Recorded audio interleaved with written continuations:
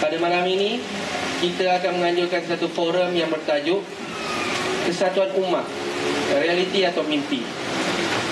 Kalau kita lihat tajuk yang akan dibawa pada malam ini, ia bukan setakat dibincangkan di peringkat Malaysia sajalah, bahkan ia sangat dibincangkan di peringkat global. Maknanya memang besar tajuk ni. Tapi insya-Allah pada malam ini kita cuba untuk membincangkan konsep kesatuan ummah ni dalam dalam keadaan masyarakat setempat di Malaysia ni, insya-Allah. Dengan panelis-panelis yang kita bawa tidak asing lagi di penduduk kita Gombak. Saya ingin memperkenalkan panelis kita yang pertama, Tuan Haji Aminuddin bin Yahya, yang berasal daripada Temerloh, Pahang, tapi sekarang menetap di Gombak. Beliau merupakan timbalan Presiden Ikatan Muslimin Malaysia, ISMA. Tuan Haji Aminuddin ni memakai baju batik bernunggu sebelah saya, sebelah kanan saya. Yang kedua, panel kita yang memang tidak asing lagi di kalangan jemaah Masjid Asyakirin, Tuan Nazir kita sendiri, Dr. Sophie Memman. Dr. Sophie adalah seorang penolong profesor Jabatan Bahasa Arab, kuliah ilmu wahyu di UIA. Dan seterusnya, penelis kita yang terakhir adalah Dr. Azlan Hassan. Dr. Azlan Hassan adalah seorang penolong profesor di kuliah undang-undang UIA. Selain daripada itu, Dr. Azlan juga merupakan seorang panelis penasihat syariah antar negara dan juga pengerusi Majlis Ulama Ikatan Muslimin Malaysia, ISMA. Jadi diharapkan muslimin dan muslimat sekalian sudah bersedia untuk kita membincangkan tentang topik kita pada malam ini, iaitu kesatuan rumah ni. Untuk soalan yang pertama, mungkin kita boleh hangatkan, kita boleh warm up dengan soalan yang pertama ni lah, yang mana kita tujukan soalan ni kepada Tuan Haji Aminuddin Yahya. Okey. Tuan Haji Amin, selaku umat Islam, apakah yang seharusnya kita fahami dengan kesatuan ummah ni? Dan apakah kesannya kesatuan ummah ni terhadap masa depan Islam di Malaysia? A'udzubillahi minasyaitonirrajim. Bismillahirrahmanirrahim. Alhamdulillahirabbil alamin. Wassalatu wassalamu ala Rasulillah wa ala alihi washabbihi ajma'in. Assalamualaikum warahmatullahi wabarakatuh. Terima kasih Tuan Pengerusi yang saya muliakan, Dr. Sophie, bahkan panel juga merupakan nazir pada Masjid Asyakirin, dan Dr. Azlan Hassan selaku pengurusi pada Majlis Ulama ISMA. Jadi kalau kita tengok tajuk ni, kesatuan ummah sama ada realiti ataupun mimpi. Sebenarnya dalam Islam ni tidak ada mimpi. Kalau mimpi dia bukan Islam, mesti satu realiti. Sama ada ini isunya, sama ada benda itu kita sanggup lakukan ataupun kita tidak sanggup lakukan. Bercakap tentang kesatuan, saya rasa benda ini satu perkara yang terlalu basic. Mana-mana pun kalau kita pergi, isu kesatuan ini isu yang asas dalam nak mencapai apa-apa kejayaan. Mana-mana institusi, mana-mana organisasi, baik di peringkat besar, peringkat antarabangsa, peringkat negara, peringkat organisasi, hatta ke peringkat yang paling kecil sekali, iaitu peringkat kita kata rumah tangga kita. Cuba kita bayangkan, maknanya kalau kesatuan ini tidak berlaku antara ibu dan ayah, kita boleh jangkakan bagaimana keadaan rumah tangga itu. Sebab itu kalau tuan-tuan dan puan-puan hari ini pergi ke rumah anak-anak yatim, saya pun dah pernah pergi sebahagian daripada anak yatim ini, kita akan dapati sebahagian besar daripada mereka sebenarnya bukan tidak ada ibu dan ayah. Mereka ada ibu dan ayah, tetapi apa kita istilahkan, mereka ni lahir daripada keluarga yang istilahkan sebagai broken family. keluarga yang mana berlaku porak-poranda dalam rumah tangga, sama ada mak ayah dah bercerai, mak ayah dah terlibat dengan dadah ataupun pelbagai masalah. Itu di peringkat kecil. Kalau kita pergi lebih besar sikit, di peringkat macam organisasi masjid ini, contohnya, tak mungkin masjid ini boleh organize seminar seperti ini. Tidak mungkin masjid ini boleh tersergam indah sebegini kalau misalnya berlaku perpecahan di kalangan komiti ini. Saya tak yakin Dr. Sophie mampu untuk bawa apa-apa program pun kalau berlaku perpecahan dalam kalangan komitinya. Tetapi dengan adanya kesatuan dan ada kepimpinan yang baik, maka Masjid Syakirin ini dikenal sebagai satu masjid yang termasyhur di Gombak ni. Kalau kita pergi lebih besar lagi di peringkat negara, lagilah kritikal isu kesatuan ini. Cuba kita bayangkan masalah yang wujud sekarang ini, yang makin lama masyarakat pun makin confused, makin keliru kerana tidak adanya kesatuan umat Islam di negara kita. Ini perkara yang menjadi disebut oleh pengurusi tadi, perbincangan yang tak habis-habis dibincangkan dalam masyarakat hari ini. Berlakunya perpecahan yang sampai saya istilahkan sebagai maksimal, sehingga orang tidak tahu lagi yang mana benar, yang mana tidak benar, yang mana betul, mana tak betul, mana nak ikut, mana tak ikut. Maka sebab itu Rasulullah SAW melihat kepentingan kesatuan ini. Perkara pertama, antara perkara besar yang dibuat oleh Rasulullah SAW ketika baginda berhijrah, ialah dengan mempersaudarakan golongan Muhajirin dan Ansar. Kerana baginda tahu bahawa apa yang mereka akan hadapi selepas ini, peperangan, tentangan yang mereka akan hadapi sangat besar. Cuba bayangkan kalau Muhajirin Ansar tidak bersatu, mana mungkin. Muhajirin berapa ramai sangat? 300 lebih. Mungkin lebih sedikit. Ansar berapa ramai sangat. Kalau mereka berpecah, bagaimana mereka akan berjaya dalam peperangan dan menyebarkan Islam? Jadi tidak mungkin. Maka sebab itu, di samping membina masjid sebagai tempat untuk mereka berkumpul, maka Rasulullah SAW menyatukan mereka dengan mempersaudarakan. Dan kita lihat bagaimana cantiknya persaudaraan mereka, sehingga ada yang sanggup mengorbankan isteri, mencerai, suruh sahabat Muhajirin pilih mana satu isteri yang nak diambil, dia boleh ceraikan. Ada yang sanggup nak beri bantuan duit untuk sahabat berniaga.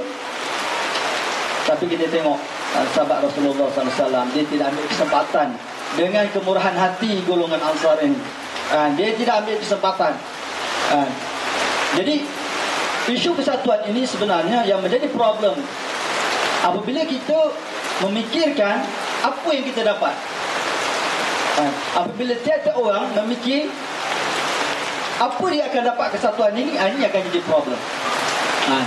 Tetapi dia tidak letak bahawa yang kritikal sekarang ini, yang orang asap sekarang ini, Islam. Mana kita dengar sebelum ini Islam ditekan, Islam dihina, perkataan-perkataan hudud dimain-mainkan, sekolah-sekolah agama dihina, dianggap sebagai bom jangka. Sekolah agama dianggap sebagai tempat hanya mencerita halal dan haram. Sekolah agama diibaratkan sebagai mentarbiah budak supaya jadi jumud. Sekolah agama dikira sebagai tempat yang tidak mengambil kira tentang isu integrasi kaum. Jadi sebab itu mereka menghina sekolah agama. Sedangkan kita tahu dan masyarakat sedar yang banyak masalah sosial sekarang ini ada pada sekolah biasa ni. Kurang kita dengar ada masalah sosial di kalangan pelajar-pelajar sekolah agama. Kita tidak nafikan banyak masalah.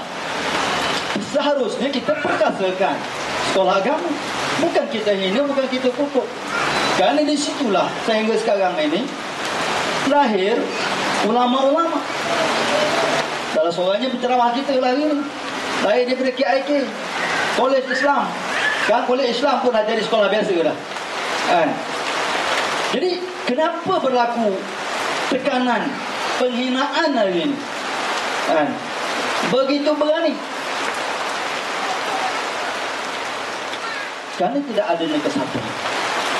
Tidak adanya, kita kata, persefahaman di kalangan umat Islam. Hatta perkara-perkara yang kecil saja.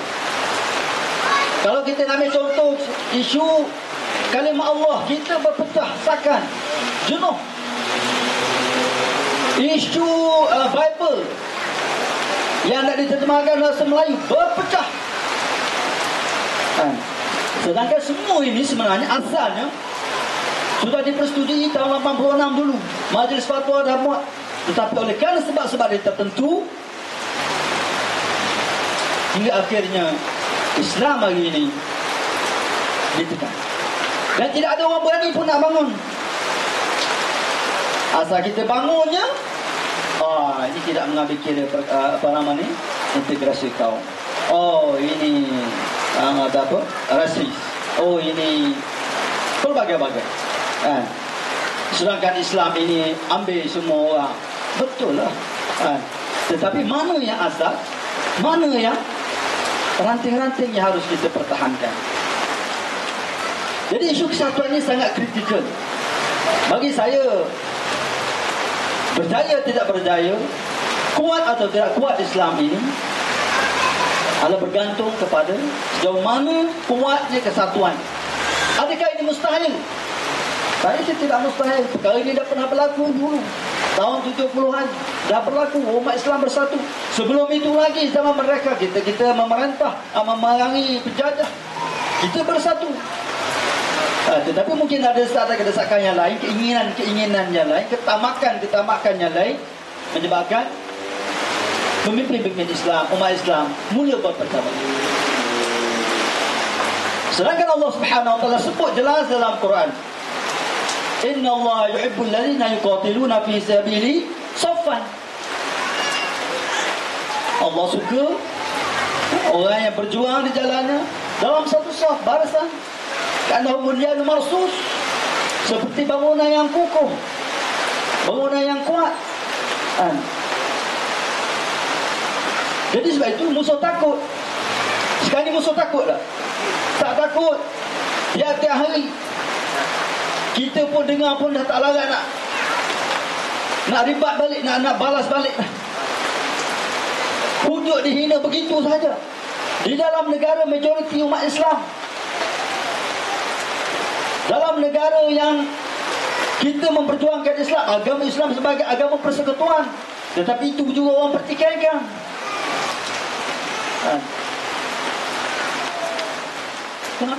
Kenapa golongan minoriti boleh berani menentang, membahas, menghina istilahnya? Adakah dia hina hudud? Bukan, bagi saya dia hina Islam. Jadi mana kita kata kita kepentingan jati diri kita sebagai umat Islam. Jadi sebab itu isu kesatuan ini, isu yang sangat kritikal, yang harus dipikirkan oleh semua orang. Bukan saja peringkat tertinggi, bukan saja peringkat negara, malah di peringkat bawahan sekalipun. Kadang-kadang kita ni terlebih dengan emosi. Kita meletakkan kehendak kita. Itu masalah di dalam organisasi. Kalau dalam organisasi korporat ni, dia panggil merger ataupun penggabungan syarikat. Kalau kita masing-masing memikirkan hak kita, kita tidak akan jadi. Tetapi kita kena ada give and take. Di sinilah saya rasa yang menyebabkan kegagalan kita untuk give, untuk memberi dan menerima. Inilah yang menyebabkan akhirnya kita tidak boleh bersatu dalam perkara-perkara yang remeh, yang kita kata cukup mudah. Cukup mudah. Kalimah Allah Subhanahu wa taala, kalimah Allah kita sebut. Kenapa kita tidak bersetuju perkara itu dipakai? Ada sebab-sebabnya. Majlis Fatwa pun sudah putuskan. Kita juga berpertikaian tidak mahu Bible diterjemah dalam bahasa Melayu. Kita tahu sebabnya, sebab ramai orang remaja-remaja sekarang ni yang tidak tahu agama. Cuba bayangkan kalau mereka baca Bible, ada kalimah Allah, ada Baitullah, ada apa akan jadi. Itu sebabnya. Bukan sebab kita kata benda ini kita tidak toleransi dan sebagainya. Ini masalah ni. Kadang-kadang kita ditekan masalah toleransi. Oh, Islam tolerance. Islam ini dia mengira umat lain. Betul. Tetapi apa yang kita nak tolerance, apa yang kita tidak tolerance, ya ini yang ini. Dan kita tengok Rasulullah SAW, dia boleh tolerance. Tetapi ada benda-benda yang dia tidak tolerance. Perkara-perkara prinsip dia tidak tolerance. Ada yang kena hukum bunuh, dia bunuh. Ada yang hukum dibaikkan balik. Jadi ini yang rasa perlu, maknanya pimpinan dan juga kita semua ini. Dan saya menyeru untuk kita setiap kita memikirkan. Kalau kita ambil kalau saya tanyalah diri kita, berapa orang kita ini fikir pasal jiran kita? Simple as that. Semudah itu. Kalau kita ni dalam taman kita ada 100 biji rumah. Rumah nombor 1 fikir nombor 2, nombor 2 fikir nombor 3, nombor 3 fikir nombor 4. Saya rasa aman taman itu. Baru 1. Tetapi bila 1 fikir pasal diri dia, 2 fikir pakai diri dia, jawabnya memanglah itu masalahnya. Jadi Islam mengajar kita memikir untuk orang lain, memberi kepada orang lain, bukan kira apa yang kita dapat. Di situlah saya rasa fundamental yang kita kena sama-sama fikirkan dalam nak wujudkan persatuan. Kalau tidak, saya rasa sukar kita nak mencapai pada kesatuan umat ini. Dan apabila tak dapat kesatuan ini yang disebut Rasulullah SAW. Banyak pun umat Islam tapi seperti buih saja. Buih saja. Air ke kanan, dia ke kanan. Air ke kiri, dia ke kiri. Orang Islam tengok, senyum saja. Kita tengoklah apa yang berlaku baru ni pasal video tu. Seorang bergerak di kedutaan Amerika, seorang bergerak dekat kampung baru. Jadi orang pun senyum je. Memang tak ada itu. Benda yang simple pun kita tak boleh nak bersatu. Kan adanya apa saya istilahkan sebagai kehendak-kehendak yang tertentu menyebabkan kita gagal untuk bersatu. Dan apa yang jadi mangsa? Islam. Yang jadi mangsa Islam. Islam itu siapa? Kita. Itu kita tak cerita lagi yang murtad, yang dah terpesong ini. Bukannya sikit, beratus. Pengalaman saya pernah berbuka puasa dengan 100 orang yang murtad baru ni. 100 orang yang murtad. Salah seorang tu dia kata apa? Di tangan saya je 300 orang saya murtadkan. 300 orang. Isu apa? Kenapa tidak ada tindakan? Kita ambil tindakan, ini dah melanggar. Ya, masalahnya orang Islam pula bersokong pula yang tu. Jadi masalah akhir kita kelahi sama kita. Yang untung siapa? Islam untung ke ataupun orang lain untung? Kadang-kadang kita tak fikir lebih sikit pada itu. Jadi persoalannya, apa yang kita letak di depan kita? Islam ataupun kita rasa kehendak-kehendak tertentu yang kita tak mau, tak sanggup untuk kompromi, menyebabkan akhirnya berlakulah kita kata perpecahannya dari ini. Jadi terima kasih Tuan Haji Amiruddin. Jadi dapat kita fahamkan di sini bahawa kesatuan itu amat penting. Kita lihat dia bukan saja penting di peringkat atasan, tapi daripada sekecil unit seperti yang di-highlightkan oleh Tuan Haji Amiruddin tadi. Ibu dan bapa juga penting. Persatuan ibu dan bapa tu. Jika tidak bersatu, maka hancurlah rumah tangga tu kan. Di situ kita dapat lihat kepentingan persatuan rumah tu. Seterusnya kalau kita tengok, itu kita bincang daripada segi kesan je lah. Kalau tak bersatu padu dan kepentingan dia bila kita bersatu padu tu. Jadi kita bincangkan juga ciri-ciri masyarakat kita ni. Apa kelebihan ciri-ciri masyarakat Muslim di Malaysia ni yang kita boleh tengok dan kita boleh tujukan untuk kita gamblingkan tenaga kita bagi impian untuk persatuan ni. Sebab kita lihat Tuan Haji Amiruddin cakap tadi terlampau banyak clash of interest sehingga ia menghalang kepada persatuan tu dan membuat kan Islam dipermainkan oleh musuh-musuh Islam. Maka di sini mungkin kita boleh tanyakan soalan ni kepada pemimpin masyarakat lah, iaitu Dr. Haji Sofi.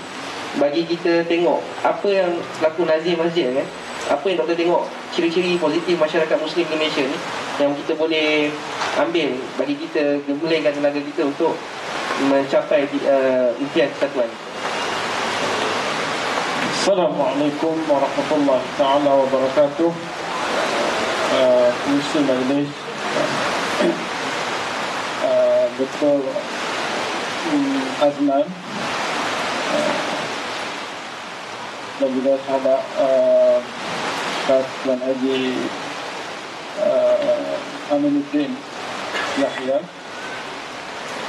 AJK semua sekali, pegawai Masjid Syakirin, AJK Masjid Syakirin, dan kesemua yang hadir pada malam ini dalam majlis bicara Kesatuan Ummah.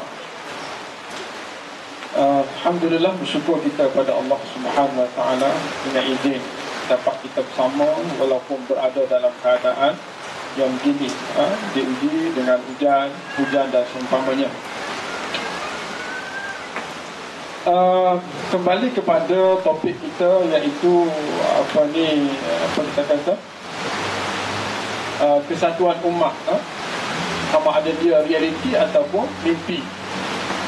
Dan Ustaz dah jawab tadi pasal mimpi tidak mungkin berlaku dalam Islam. Dia ada satu keperluan, Dalam soal ini saya suka rujuk kepada sebelum saya menjawab soalan itu, ada dua ayat dalam Al-Quran membuktikan kebenaran Islam. Dan Islam itu datang dalam bentuk yang unik dan tunggal di peringkat awal. A'udzubillahi minasyaitanir rajim. Lam yakunil ladzina kafaru min ahlil kitab wal musyrikin munfakin hatta ta'tiyahumul bayyinah. Rasulun minallahi yatlu suhufan mutahharah fiha kutubun qayyimah wa ma tafarraqa alladhina utul kitaba illa min ba'di ma ja'atuhumul bayyinah wa ma umiru illa liya'budullaha mukhlishina lahud-din hunafa wa yuqimus salata wa yutuz zakata wa dzalika dinul qayyimah. Sadaqallahu alazim. Tidak ada orang-orang kafir, orang-orang yang kufur kepada Allah itu di kalangan, sama ada di kalangan ahli kitab, iaitu Yahudi dan Nasrani, wal musyrikin, dan orang-orang musyrikin, yakni orang-orang yang syirik. Mereka ini tidak berpecah. Munfakin, lam yakun munfakin, mereka tidak berpecah. Hatta ta'tiyahumul bayyinah, sehingga datang kepada mereka, sampai kepada mereka bukti akan kesilapan yang ada pada mereka. Maka bila terbukti bahawa akidah yang mereka pegang setakat ini dah berubah, dah lari daripada apa yang dikehendaki Allah, begitu juga setelah mana kedatangan Nabi, orang-orang musyrikin dilihat sebagai orang-orang yang syirik kepada Allah Subhanahu Wa Taala.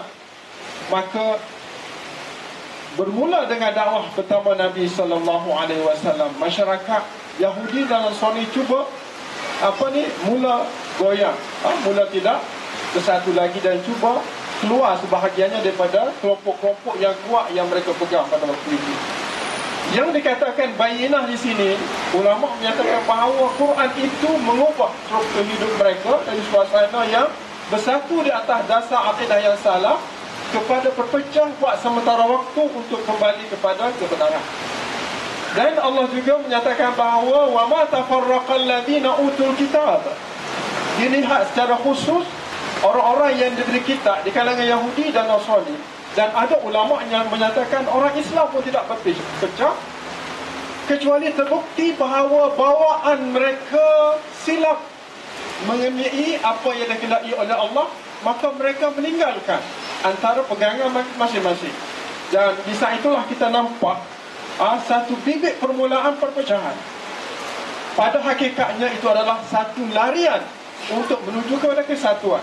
Nabi SAW dalam sejarah kita nampak sangat, kan, Nabi mengambil masa 23 tahun ataupun 21 tahun. Sebab tahun 8 Hijrah Nabi dapat satukan umat musyrik atau umat Mekah dengan terbuka dengan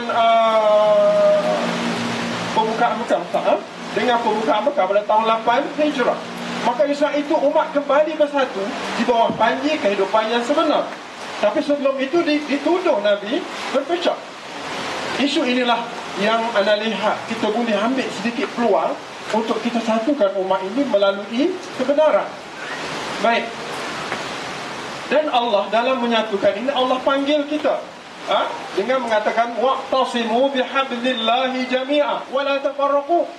Ini satu arahan Allah setelah mana umat ini bersatu di bawah payung Islam, di bawah pimpinan Nabi sallallahu alaihi wasallam, di bawah pimpinan para sahabat Nabi. Kita nampak umat itu kuat. Apa sebab mereka kuat? Mereka berpegang kepada bayinah. Bayinah yang jelas dalam ayat tadi ialah Al-Quran, dan bayinah yang kedua ialah Rasul sallallahu alaihi wasallam. Ulama menyatakan bahawa untuk memastikan umat ini bersatu, pertama ubudiyah mesti ada, yang kedua mutaba'atir Rasul sallallahu alaihi wasallam mesti jelas. Jadi benda ini, payung ini perlu kita garap. Jadi kembali kepada soalan yang ditanyakan oleh pengurusi tadi, apakah ciri-ciri yang ada pada masyarakat kita yang boleh kita ambil peluang, khususnya berdasar dengan daripada peluang ataupun pengalaman yang kami lalui dalam masyarakat dalam masa 4 tahun lebih kurang, sejak tahun 2009 sampai hari ini. Ada beberapa ciri yang saya nampak yang kita boleh gembeling untuk bina insan menjadi bersatu. Pertama sekali yang ada ialah masjid, tuan-tuan. Masjid ini boleh satukan umat. Bagaimana kita nak jadikan masjid? Ramai orang tak lihat masjid ini tempat untuk bersatu. Ramai orang lihat masjid ini tempat untuk kita nak gerupkan masyarakat. Tak. Di hari Jumaat contohnya, yang datang masjid, orang tak semayang pun datang masjid hari Jumaat. Orang waktu tak semayang 5 waktu, dia semayang hari Jumaat aja. Dia orang datang. Masa itulah kita kena ambil peluang untuk bina hati-hati mereka. Untuk bina hati-hati mereka. Kalau nak cerita pasal tajuk masjid ni pun satu malam, tuan-tuan. Saya nak ringkas je lah. Nanti Ustaz ringkas apa tadi. Yang kedua, peluang yang ada untuk kita muslimin muslimat ialah peluang muda ni, anak-anak muda ni, tuan-tuan. Anak muda, saya panggil syababul muthaqqafin. Syababul muthaqqafin. Anak muda ni ramai. Boleh kita bagi kepada dua paling-paling tidak. Anak muda yang terlepas pandang. Yang ni kita tak boleh harap lagi sekarang ni. Tapi kalau kena cara, dia akan datang dengan mudah. Kita bawa dengan bola tadi kan, dia datang. Tapi kena bawa. Siapa yang nak bawa anak muda ini? Syababul muthaqqafin. Anak-anak muda yang mempunyai fikrah yang jelas, yang baik. Dan kita tengok hari ini muslim-muslimah mesti banyak di Malaysia. Masya Allah. UAA, UM, Universiti Kelantan, setiap lagi ada universiti. Anak-anak ini mempunyai budaya dan fikiran yang cukup jelas. Kita gunakan orang ini untuk mengajak orang-orang yang terlepas ini. Maka peluang ini perlu digarap, perlu dibina, perlu distrategikan supaya mereka dapat melaksanakan tugas dengan baik.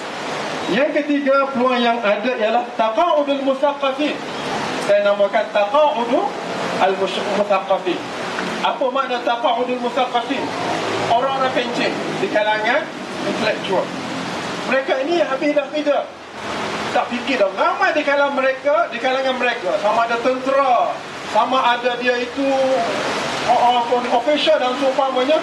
Bila dia pencet, dia kembali ke masjid. Dan mereka ini banyak fikiran, banyak buah-buah fikiran yang cukup mantap, yang cukup baik untuk kita bersama-sama bina insan, bina generasi yang begini. Saya bina masjid ni, saya guna orang-orang yang begini. Saya ambil datuk ni untuk fikir macam mana nak letak visi dan misi masjid. Kita guna orang macam ni. Maka lahirlah masjid ini sebagai itu, iaitu ITU. Itu ialah imarah, taqwa dan ukhuwah. Kalau ini kita dapat betul-betul mantap, bawa masyarakat ke masjid, jadikan orang yang tunduk pada Allah, maka kita akan bersatu di bawah panji-panji masjid. Kan? 3 ciri yang penting yang kita perlu garap di sini. Yang keempat ialah amanatul ulama wa adwaruhum. Para ulama' ni didengar di Malaysia. Kat lain orang tak pandang sangat. Ulama' di Malaysia cakap saja selesai masalah. Itu akan besar. Nah, ulama' ni didengar. Kita ambil dua ulama' ni. Satukan ulama' dahulu, akan satulah rakyat di bawahnya. Itu. Yang kelima, yang terakhir ialah peluang negara. Peluang negara amanul bilad. Amanul bilad. Kat Mesir kita cakap macam ni tak boleh tu. Saya duduk kat Mesir 4 tahun Ustaz. Betul. 8 tahun kat Mesir. Saya kat Mesir 4 tahun. Kat Sudan 5 tahun, 9 tahun duduk kat negara Arab. Lain suasana. Kita nak duduk berkumpul sukar. Tapi di Malaysia cakap apa-apa, tak ada masalah. Ini peluang untuk berdakwah, peluang untuk memberi, menanam sifat-sifat yang baik kepada masyarakat. Tak ramai yang rosak. Yang baik ni lebih ramai kalau kita pergi kepada universiti. Cuma sikap, cuma usaha kadir-kadir atau pimpinan-pimpinan ini tidak menjurus dan tidak bersatu bersama sendiri. InsyaAllah masjid ini akan jadi pusat kalau tuan-tuan ingin bersatu, insyaAllah. Selama mana yang saya diberi peluang untuk berada di sini, insyaAllah. Wallahu a'lam. Wassalamualaikum warahmatullahi wabarakatuh.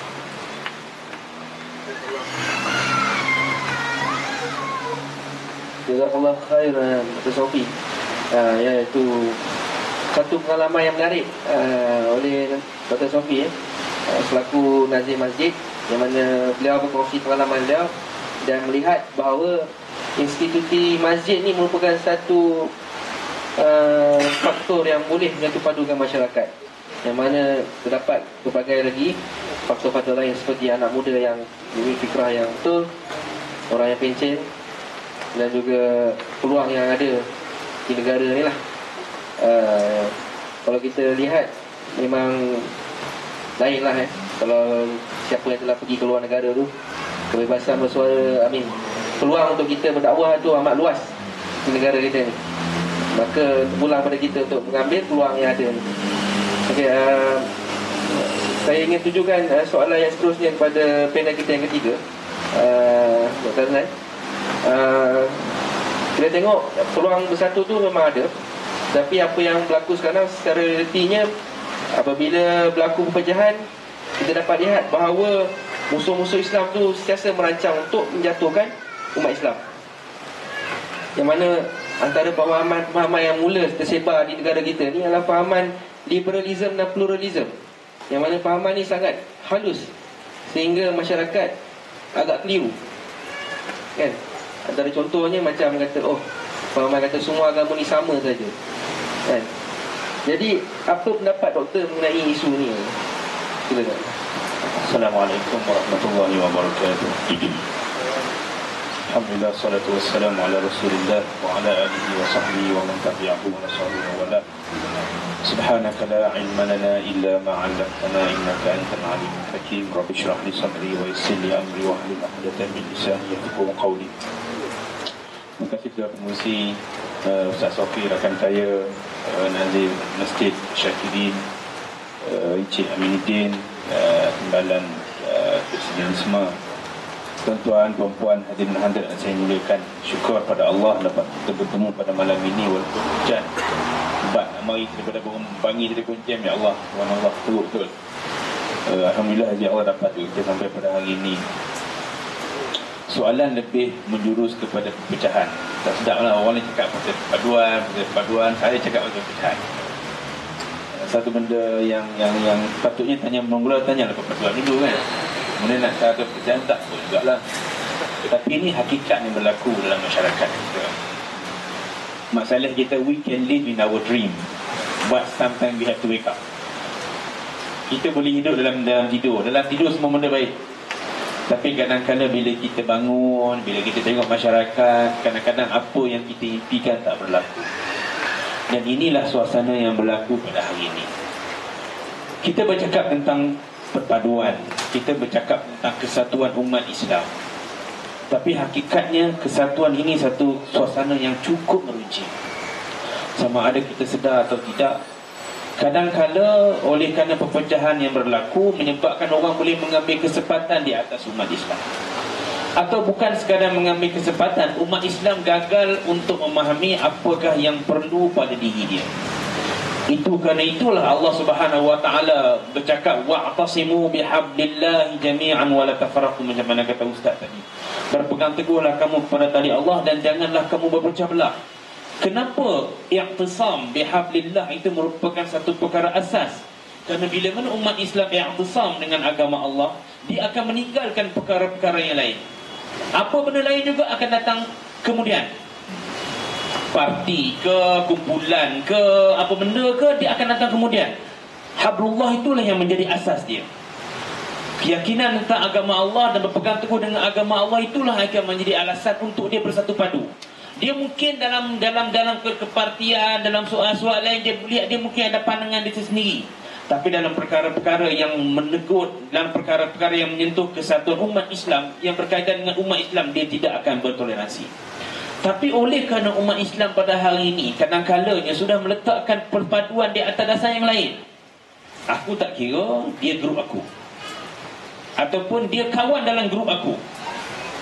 Bila berlaku begitu, bila kawan dalam grup aku cakap benda yang tidak menguntungkan umat Islam, tak apa. Sebab apa? Dia kawan aku, tak boleh cakap banyak, nanti cakap susah. Dia tak mau kawan dengan aku ke, dia keluar dengan aku, daripada aku ke, susah. Tapi kalau orang yang sebaliknya pula bercakap tentang perkara-perkara yang sama juga, orang tu juga dah hari yang kedua, besoknya akan mengeluarkan statement berpanjang jela, minta suruh resign lah, minta suruh berhenti lah, segala-galanya. Kenapa? Asas perpaduan itu bukan di atas dasar Islam lagi dah. Ana bagi saya bagi beberapa contoh, ni agak sensitif sikit, tapi dah tanya saya kena beritahu jugalah. Orang bercakap tentang kesempatan, orang ambil kesempatan. Hari ini umat Islam meletakkan asas perpaduan, hakikatnya umat Islam meletakkan asas perpaduan bukan atas dasar Islam yang sebenarnya. Baru-baru ni dalam parlimen Tony Poa ini satu benda yang diwayatkan daripada Malaysia kini. Kalau kata utusan dia orang tak pakai pula. So kita ambil satu sumber yang orang anggap sebagai terlalu autentik, walaupun autenticity ini masih boleh dipertikirkan. Tony Poa dalam parlimen kata apa satu ketika? Dia mencadangkan untuk undang-undang yang menghukum homosexuality ini dibuang. Ini satu dalam rekod handset parlimen, siapa tak boleh tipu. Dia kata saya mencadangkan bahawasanya undang-undang yang berkenaan dengan homosexuality dalam penal code itu dimasukkan kerana tak lagi relevan. Masyitah bangun kata bahawasanya tak boleh, ini adalah undang-undang negara kita. Siapa pun tak kata apa. Sedangkan undang-undang yang dia minta buang itu adalah suatu perkara yang memang bertentangan dengan syarak. Siapa pun tak kata apa. Kenapa? Geng kita. Itu yang pertama.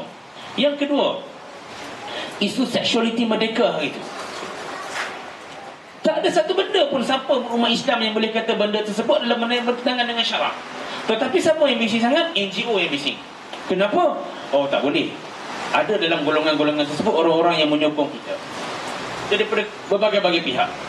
Maka tak boleh nak bising. Saya buat keluar statement sebagai pengurusi MUIS, saya buat keluar statement. Kawan-kawan saya dalam 2-3 parti hantar SMS kat saya. Cik, kenapa buat keluar statement macam tu? Saya kata nak keluar statement macam mana lagi? Suatu benda yang clear cut. Yang kata kenapa yang tak keluar statement? Jawapannya simple. Entah tak faham saya. Entah tak faham saya. Itu jawapan dia. Tak faham. Satu benda yang clear cut dalam syarak. Tak faham kat mana anak kata. Anak ni taklah bodoh sangat. Sekolah dulu anak sana mengaji pandai pada entah lagi. Faham kan anak kalau tak faham? Kat mana yang anda tak faham? Entah tak faham. Bidang kita berbeza dengan bidang anak. Nampak? Itu contoh yang kedua. Contoh yang ketiga. Cik Aminuddin sebut tentang tentang orang kata bahawa saya sekolah agama time bomb. Saya baca. Ini kenyataan dalam Malaysia kini juga. Okey, bahasa orang putih ni lah. Dia gini point ya. Taking a look at religious school system in Malaysia, academics Arifin Omar, orang Islam ni, Arifin Omar and his colleagues at the National Defence University have concluded that this is a time bomb that is ticking away. Sekolah agama is a time bomb that is ticking away. Arifin, a professor and DAP appointed senator, questioned if anyone has examined the syllabus in these schools in which thousands of students are enrolled all over the country. Religious schools have always been ground of contestation between UMNO and PAS, he said, claiming that these are currently dominated by UMNO. Arifin, who has an interest in history, ethnicity and religion, said he has no problem with the teaching of Al-Quran or religious study or even Sharia law, but suggested that this be done in the proper context. Maknanya yang berlaku sana tak proper context. Kenapa tak proper contact? Dia kata balik, this is a closed-minded approach in this school. Sekolah agama having a closed-minded approach. Concept such as halal and haram become a big thing. Apa lagi tak besar kalau haram-haram? Concepts such as halal and haram become a big thing. Maknanya mereka tak setuju kita bercakap halal haram kat sekolah agama ni. Seolah-olahnya semua halal ataupun semua haram ataupun semua haram. Yang penting jangan cakap soal halal haram. Kenapa? Itu adalah close mind. Mana seolah-olah orang Islam ni tak ada benda yang haram, tak ada benda yang haram lagi dah, semua halal, boleh berlaku. Kenapa? Itulah yang open mind. Ini satu benda. Yang ketiga, ini satu fraction. Fraction yang kedua, semua orang kecoh bangun ni, Choi Soleh. We mention name, doesn't matter. Become a public debate already. Choi Soleh bercakap tentang hudud, walaupun statement dia tu budak-budak menggelap. Dia kata beberapa orang tak akan hilang pekerjaan. Kemudian negara-negara Islam adalah corrupted countries and everything. Statement yang, dan sayangnya dia base dia punya statement tu berdasarkan kepada apa? Berdasarkan kepada seorang hantar SMS. Very bankrupt politician. Kalau yang tadi belah tadi ni, yang kata orang yang timbul-timbul tadi ni, yang bising orang belah sini, orang sini yang kecoh. Sekarang ni bila mana orang belah sini pula, nobody talk about that from this part. Orang siapa pun tak sebut. Bangunlah seorang menteri Jamil Khair Baharu, kata oh tidak, itu salah faham, dalam bentuk yang terlalu baik, seolah-olah ini benda yang orang silap cakap, silap makan dia, khusus nak perut. Oh itu salah faham, hudud tidak akan kena-mengena dengan bukan Islam. Choi Soleh bangun apa? I hope the minister did his homework first before making the statement. Aku harap menteri tersebut buat homework dulu. Dan lepas tu dia pun terus diam, siapa pun tak komen apa-apa dah.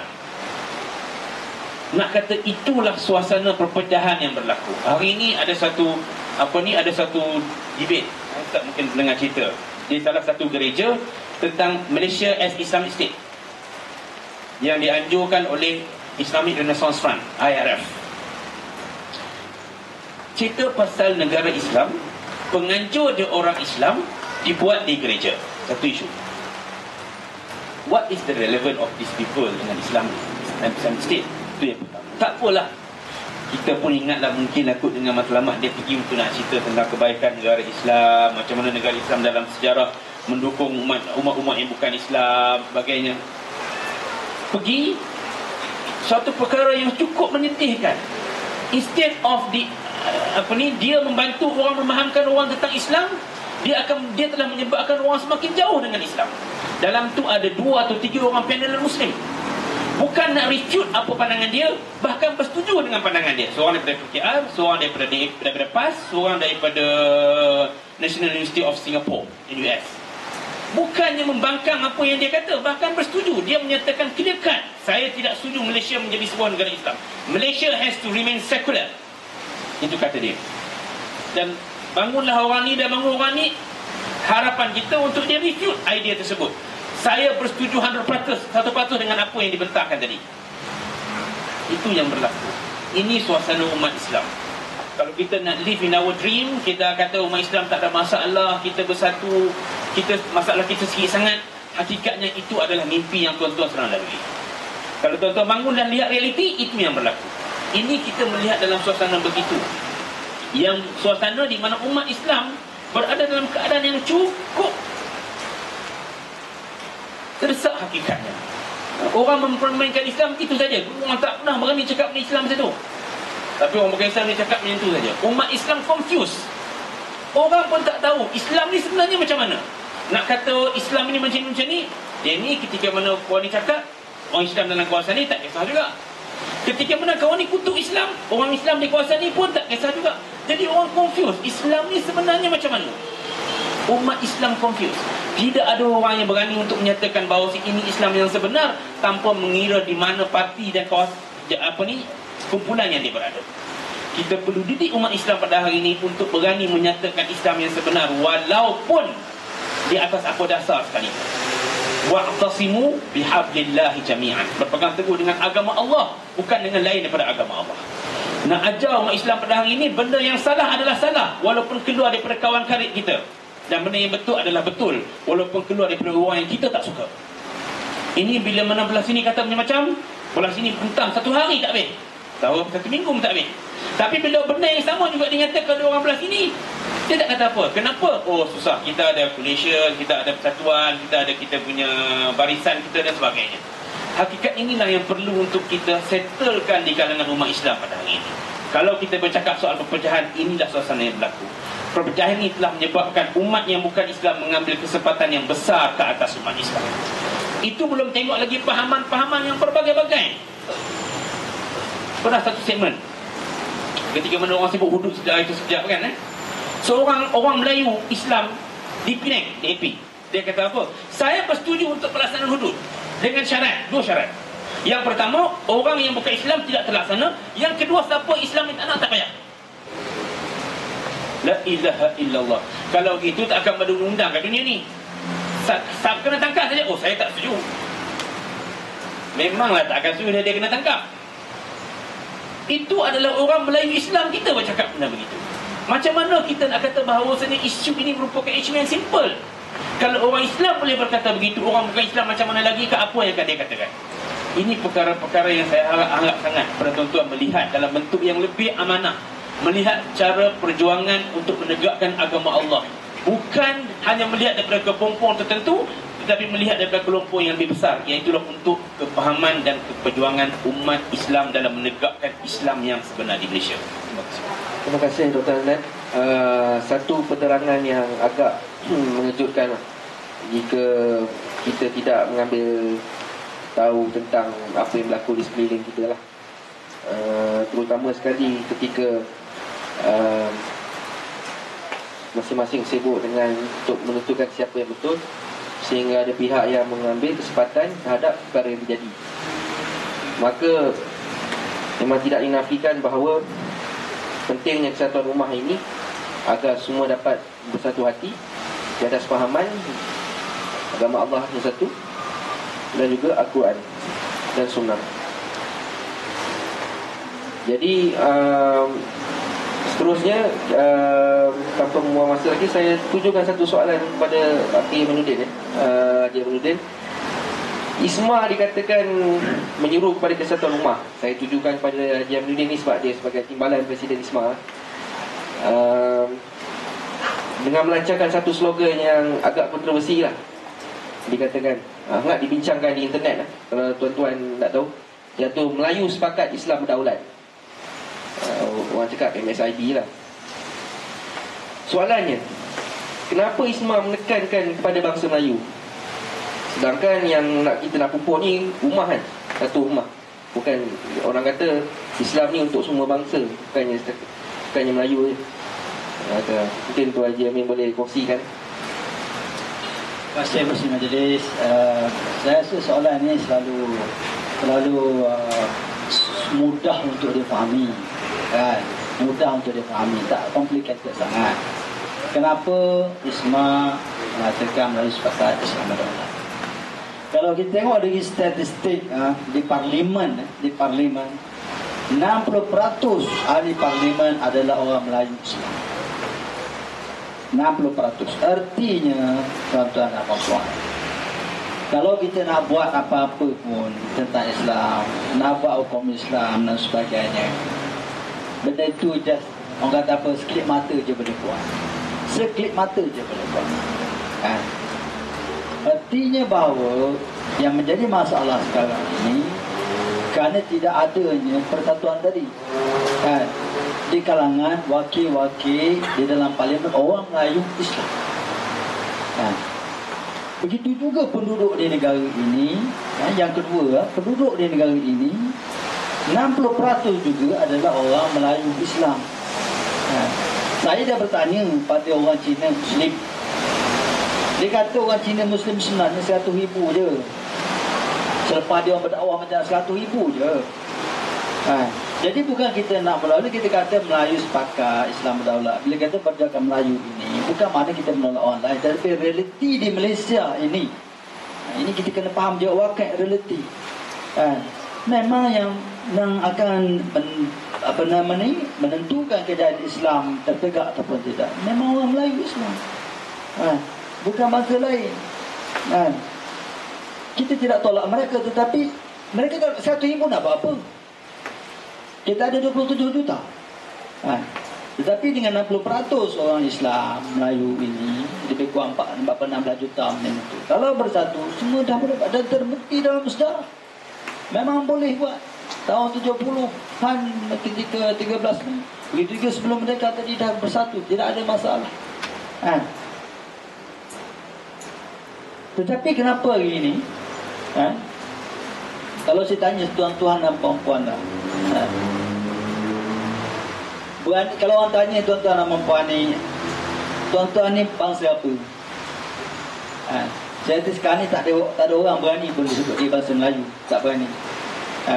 Tak berani sebut bangsa Melayu. Kenapa? Takut dikatakan rasis, takut dikatakan bukan Islamik. Jadi akhirnya orang Melayu sendiri akan kehilangan bangsa. Kehilangan bangsa. Satu-satunya umat dalam dunia ini yang akhirnya tidak ada bangsa. Sedangkan kalau kita pergi ke Perancis, kalau pergi ke England, pergi ke mana-mana, dia orang very proud of their own race. Adakah ini rasis? Bukan rasis. Macam mana kita nak katakan rasis? Sebab Allah dah sebut, ya ayuhan nas inna khalaqnakum min dzakarin wa untha wa ja'alnakum syu'uban wa qabail lita'arafu. Wahai manusia, aku telah jadikan kamu lelaki dan perempuan, berbangsa-bangsa, bersuku-suku, supaya kamu bertaruh. Inna akramakum indallahi atqakum. Yang lebih mulia, lebih bertakwa. Maknanya Islam ini tidak mencairkan bangsa. Allah sebut memang Allah jadikan bangsa Melayu. Jadi kenapa kita takut nak sebut Melayu? Kenapa kita takut nak sebut kita ni tanah Melayu? Akhirnya sebenarnya apa? Sebenarnya kenapa orang-orang yang menekan isu Melayu ini, dia nak apa sebenarnya? Sebenarnya dia nak menghapuskan Islam. Sebab dalam perlembagaan kata Melayu dengan Islam itu sinonim. Tetapi bila kita kata kita bukan lagi Melayu, kita adalah bangsa Malaysia, bermakna apa yang ada dalam perlembagaan tak relevan. Apa dalam perlembagaan yang Melayu itu Islam, Islam itu Melayu, dah tak relevan, dihapuskan. Bermakna tidak ada lagi wujud keistimewaannya Islam dan juga orang Melayu. Itu sebenarnya hasrat mereka. Dan bukan mereka sebut sekarang ini. Saya dah baca statement pemimpin DAP 1968, 1967 dah ada statement ini menentang orang Melayu. Sudah menyebut bahawa negara ini bukan negara Melayu, negara ini negara Malaysia, semua bangsa punya. Orang Melayu pun sebab kerana berpecah, kerana ada politika interest. Betul. Kita bukanlah, kita berjangka. Akhirnya apa? Jati diri tak ada Melayu. Adakah Melayu tidak hebat? Ini satu hal lagi. Kita tengok sejarah. Bangsa Melayu bangsa yang bukannya sebarangan. Bahasa sendiri pun bahasa yang hebat. Kalau tengok buku sejarah, Sultan Melaka tulis surat kepada Raja Portugal dalam bahasa Melayu, bahasa Jawi lagi. Bermakna orang Portugal tu dia kena belajar bahasa Melayu dan Jawi lagi. Ketika orang Arab nak datang kat sini, dia singgah dekat Gujarat, belajar dengan orang India bahasa Melayu sebab dia nak berniaga di sini. Kuatnya bahasa Melayu. Sekarang ini orang putih datang kat sini, dia bukan belajar bahasa Melayu, kita belajar bahasa dia. Hilang jati-jati. Bahasa-bahasa Melayu berapa banyak yang hebat-hebat dah hilang.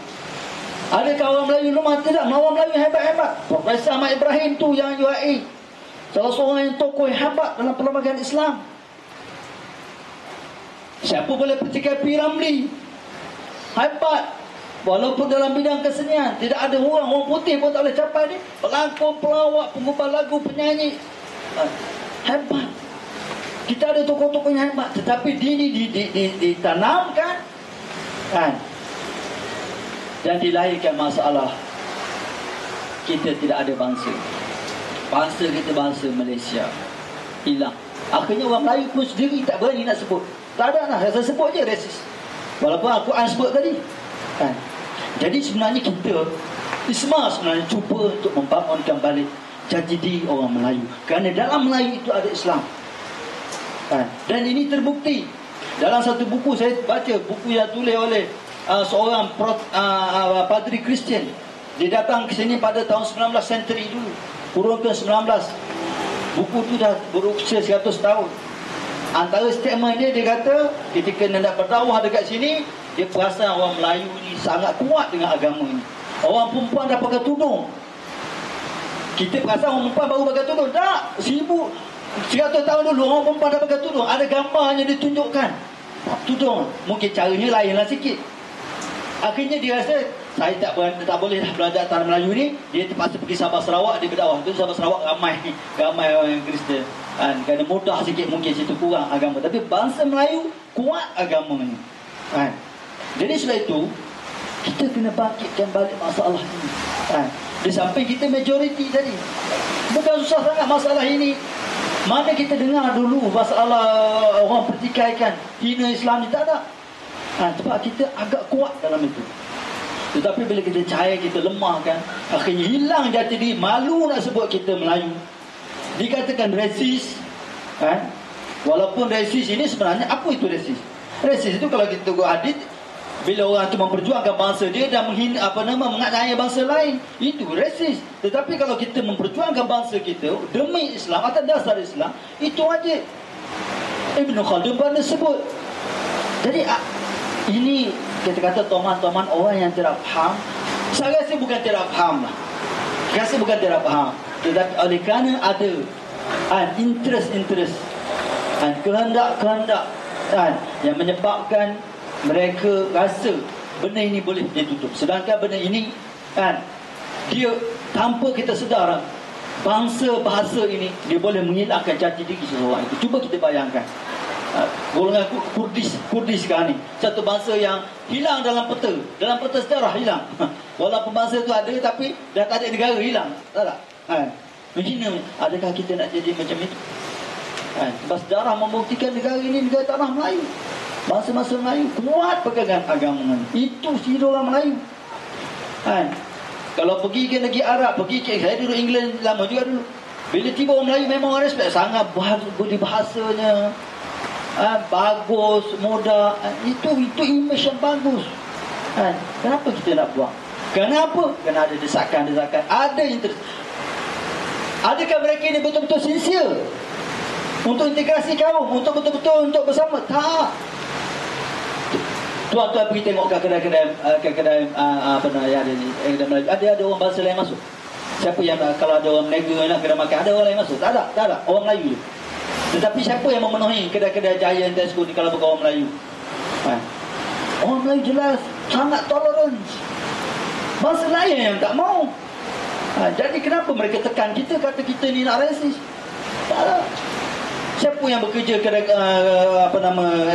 organisasi yang bukan Melayu? Saya rasa 90%. Kalau boleh dia tak nak ambil pun orang Melayu kan. Kuatnya mereka pertahankan. Walaupun mulut mereka kata kita lah Malaysia, bangsa Malaysia, tetapi realitinya mereka pertahankan. Apa mereka pertahankan? Itu yang demonstrasi dekat parlimen. Education mereka, bahasa mereka pertahankan. Ada satu college, Sultan College, dah diluluskan oleh kerajaan 100% mengajar dalam bahasa dia, bahasa Cina. 100%. Kenapa boleh? Kita tak boleh kita ambil toleransi. Kalau toleransi bagi, kenapa kami kena toleransi? Kamu tidak mahu toleransi. Kami hanya nak menceritakan tentang bahasa. Apa masalahnya? Tetapi masalah masyarakat kita, mungkinlah disebab-sebabkan perkara-perkara senario politik yang hari ini, kita pun dah tak berani, dah takut. Akhirnya apa? Implikasinya apa? Berlakulah perpecahan. Kita marah sama kita hina sama kita. Ya, akhirnya apa yang bukan bangsa itu saja, agama itu yang paling kritikal sekali. Sebab itu Isma rasa isu Melayu ini kita kena bangunkan. Kita hebat dulu, itu nak ceritakan. Jangan kita rasa lemah. Sekarang ni dalam surat khabar, Melayu ni pendengki, Melayu ni malas, Melayu ni akhir kita pergi timur. Ini dakwah orang yang jahat. Saya tak rasa orang Melayu lemah. Tengok profesor ini one of the best in the world. Profesor doktor kita Hasnan ni. Itu juga Dr. Sofi, bukan orang sebarang. Ramai hebat-hebat. Siapa tokoh Islamic banking kalau bukan orang Melayu? Nombor 1 dalam dunia orang Melayu. Jadi kenapa kita nak rasa lemah? Kenapa kita rasa ini oleh daya-daya orang yang tertentu untuk membenarkan apa yang mereka nak. Akhirnya mereka nak menarik hak kita dan mereka memperjuangkan hak mereka. Jadi itulah sebabnya kita rasa benda ini harus berbetulkan. Allah. Mungkin Dr. Sophie boleh selain pada sebab doktor banyak terlibat dengan masyarakat setempat. Selain pada faktor-faktor yang doktor nampak boleh digabungkan untuk menyatupadukan ni. Tapi apakah faktor utama yang doktor rasa boleh menghalang aspirasi kesatuan ni lah? Sebab kita nampak peluang untuk kita satu padukan umat ni melalui apa yang doktor cakap tadi lah. Tapi apa halangan yang doktor rasa paling besar pada umat ni untuk bersatu padu? Allah.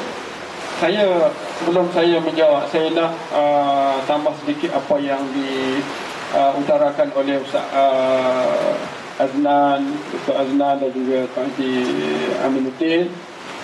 Saya melihat apa yang berlaku berdasarkan apa yang dikemukakan itu boleh dibahagi kepada dua pandangan, dua benda. Yang pertama ialah idarah, yang kedua ialah tatbir. Idarah wa tatbir. Idarah ni makna pimpinan atas. Dari sudut pelaksanaan yang disebut oleh doktor tadi ialah satu pelaksanaan yang mungkin lari daripada idarah ataupun terkeluar daripada planning yang sepatutnya dia adalah menjadi suatu orang panggil qanun yang tidak boleh diubah. Islam adalah satu qanun yang tidak boleh diubah dan dipersetujui oleh seluruh umat Islam yang beriman pada Allah SWT. Tetapi dalam melaksanakan perkara-perkara itu dilaksanakan dengan cara yang kadang-kadang lari daripada perkara itu. Contohnya apa yang berlaku di parlimen, apa yang berlaku dalam masyarakat. Ia adalah satu pelaksanaan yang salah, dan pelaksanaan itu pula diberi peluang oleh orang-orang yang lain untuk menegur secara direct, yang pula kita ini tidak mampu memberi pandangan yang terbaik untuk menolak kesalahan yang ada pada orang itu. Itu kemungkinan-kemungkinan yang saya faham daripada komentar-komentar sahabat-sahabat tadi. Baik, berdasarkan pengalaman saya bidang bahasa di UiA, dan satu benda yang menghalang kita nak mengajak untuk bersatu. Tuan-tuan tahu tak, kadang-kadang kita ambil naked, kita ambil kecil benda bahasa yang disebut oleh Tuan Haji Aminuddin tadi. Benda bahasa ni telah dijajah oleh penjajah kepada kita, menyebabkan kita sukar untuk satukan umat. Apa yang saya sebut di sini ialah dalam masyarakat kita hari ini berlaku pembinaan insan luaran, tidak berlaku pembinaan insan dalaman disebabkan bahasa. Sukar kita nak fikir kan? Okey, orang sekarang ni penting makan, minum, keluarga, tak penting kawan, tak penting jiran, tak penting orang lain. Kebanyakan kita nak berjaya dan kita tak penting kejayaan orang lain. Apa puncanya? Antara sebabnya bahasa, tuan-tuan. Sebab kita hanya menggunakan bahasa yang kita miliki sekadar di bibir. Carilah kalimah-kalimah Arab, huruf-huruf Arab yang melibatkan hati, telah ditinggalkan oleh masyarakat kita ini. Sad, siapa sebut sad? Sahabat, tak ada orang sebut sahabat. Sahabat, ringan. Sa, ha, menyebabkan dalaman. Ka, kalbu, daripada kalbu jadi kalbu, jadi luaran, nampak. Dalaman tidak disentuh langsung. Akal, tidak sebut dah akal sekarang, sebut akal. Akal mana makan, binaan luaran. makan, minum, pakaian, semua dilihat sebagai kepentingan individu masyarakat yang menyebabkan manusia tidak bersungguh. Kalau disuruh sabar, tak sabar. Kenapa? Sabar, relax kat sini je. So, kemudian bila kita baca Quran, tajwidnya cukup baik, tapi masuk dalam masyarakat tak ada tajwid Al-Quran. Dalam arti kata yang lain, penjajahan ini berjaya mengubah masyarakat Jawi kepada masyarakat Rumi. Islam datang kepada kita dalam bentuk membina insan dengan bahasa fitrah. Mengikut Ibn Khaldun, bahawa manusia yang diciptakan oleh Allah adalah manusia yang bertutur dengan bahasa fitrah, bahasa tabi'i, bahasa fiziai, iaitu bahasa Arab. Sebab itulah anak-anak kita bila lahir, apa bahasa yang kita pendengar kepada mereka? Bahasa fitrah, iaitu bahasa Arab. Azan, iqamah. Kenapa ini berlaku? Kenapa ini disunnahkan kepada anak-anak kita? Kerana nak fitrahkan anak-anak kita bahawa sebelum engkau mempelajari bahasa lain, jadikanlah bahasa fitrah, bahasa adab itu sebagai sinonim dalam hidup kamu. Maka hari ini penjajah melihat dengan adanya huruf-huruf Al-Quran dalam masyarakat Islam akan menjadikan umat Islam ini kuat dalaman dan menterjemahkan kekuatan itu dalam bentuk luaran. Kita tengok orang-orang dahulu hebat, hari ini hebat memperjuangkan perut, bukan memperjuangkan agama. Kerana mereka membina dengan suara-suara yang ringkas. Sa' tidak diberi perhatian, Ain tidak diberi perhatian. Sedangkan huruf-huruf yang dipindah, kalimah-kalimah yang dipindah ke bahasa Melayu tanpa diubah suara sedikit pun. Akal digunakan tapi diubah suara akal. Sahabat diubah suara sahabat. Sahabat awan. Tuan-tuan tahu awan ni jadi apa? Awan dia mari bila perlu. Sekarang ni dia tak ada dah, dia pergi hujan habis. Tapi sahabat ini sepatutnya bersatu dan bersama dalam apa jua keadaan, sanggup mati. Sebab bersahabat, sahabat Nabi sanggup mati. Abu Bakar sahabat Nabi. Tapi sahab adalah satu benda yang bila perlu dan bila tak perlu dia pergi. Awan kan. Benda-benda ini dilihat sebagai benda kecil dalam masyarakat. Tapi pada saya, berdasarkan pandangan-pandangan ulama bahasa, ulama-ulama temporary di kalangan orientalis tidak melihat seperti mana orang Islam melihat. Dia kata bahasa ni waqi'at ijtimaiyah, satu benda realiti hidup setempat, bukan berkaitan dengan Adam dan seumpamanya. Tapi Ibn Khaldun melihat benda itu bercanggah. Lughah Arabiah ialah ilhamiyah, fitriyah, benda yang dikurniakan Allah Subhanahu Wa Taala. Saya melihat untuk menyelesaikan hal ini, saya perlu sampaikan, halangan ini perlu diatasi dengan cara yang berwawasan. Di dalam masyarakat kita, tuan-tuan perhatikan antara sebab kenapa kita tidak mampu menyatukan umat ialah umat kita yang semayang berapa ramai. Nah, mengikut kajian menyatakan bahawa umat Islam yang semayang dalam 20% yang betul. Kan? Kita kata 20% yang semayang. Baik, daripada 20% ini, berapa ramai umat Islam yang sembahyang yang faham yang dia baca? Sedangkan dalam kajian, salam, tak pernah orang salam dengan bahasa Melayu. Tapi ramai orang salah menggunakan salam sesama mereka, menyebabkan mereka tidak bersatu. Sedangkan salam itu menyatukan. Assalamualaikum, Assalamualaikum. Tak ada salam. Sedangkan assalamu itu adalah selamat, doa. Tak wujud secara menyeluruh perkara ini kan. Tak ada orang salah dengan bahasa Melayu, tapi salah dengan bahasa Arab yang salah tidak diberi perhatian. Maka ini penyebab penghalang tidak bersatunya umat. Yang kedua, azan iqamah. Berapa ramai orang azan dengan bahasa Melayu? Tak ada pun. Semua azan iqamah dengan bahasa Arab. Tapi berapa ramai umat Islam yang semayang faham azan iqamah? Dua. Yang ketiga, solat. Berapa ramai umat yang solat hari ini meresapi segala kalimah solat di dalam diri dia? Kalau dia tahu bahawa kalimah yang diulang-ulang itu dalam solat, sudah pasti dia tidak akan berpecah. Kerana solat itu mengajar dia bersatu.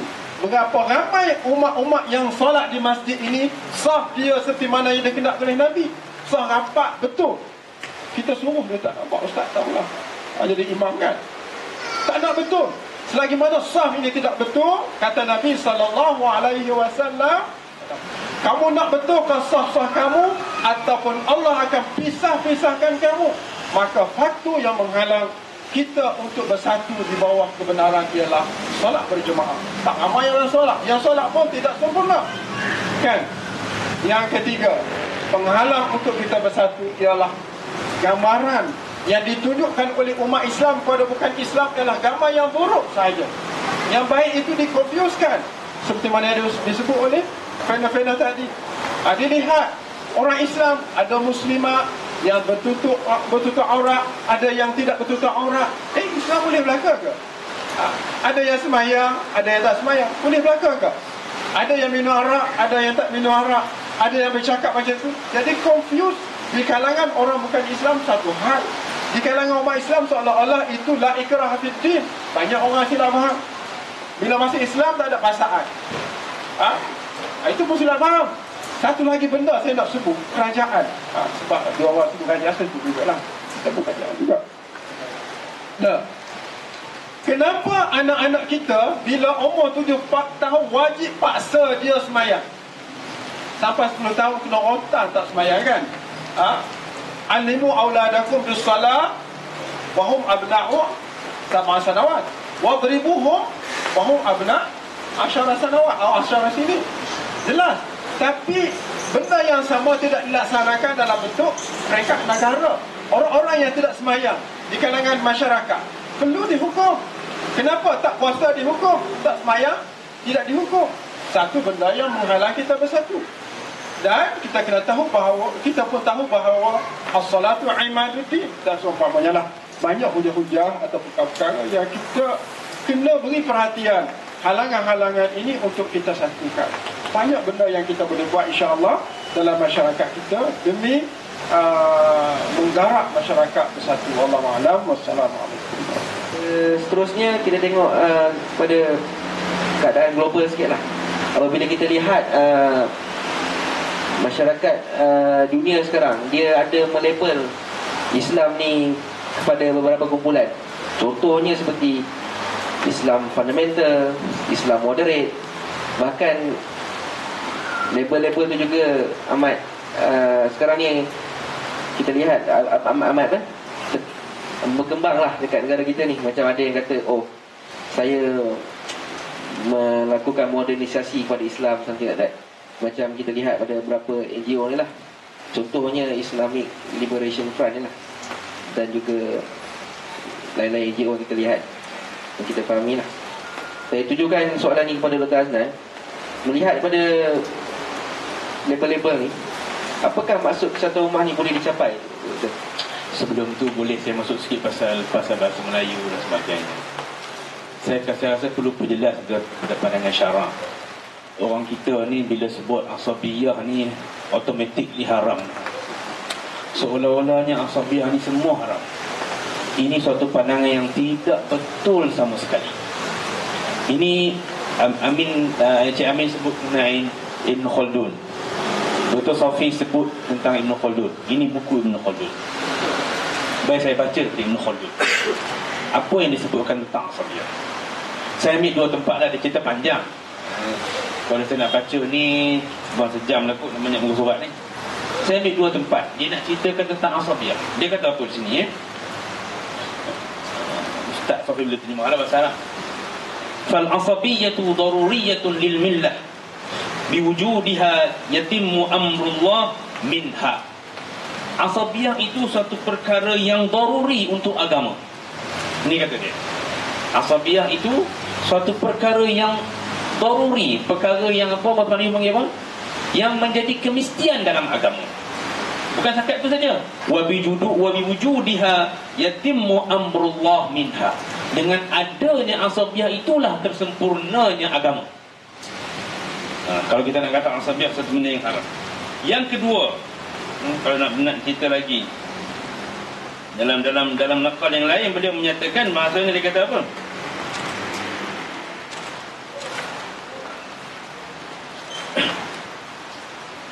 Dia kata apa di sini? Dia kata dalam orang yang tabligh, makna dia kata al-faslu sadis fi anna da'wah ad-diniyah min ghairi asabiyatin la tatim. Dakwah agama tanpa asabiyah tidak akan sempurna. Jadi kepada orang, kadang-kadang kita ni oleh kerana asabiyah ni satu perkara yang hakikatnya orang cuba letak pada kita supaya kita tak mau cakap langsung tentang bangsa ini. Hakikatnya dia bukanlah satu perkara yang totally ditolak dalam syarak.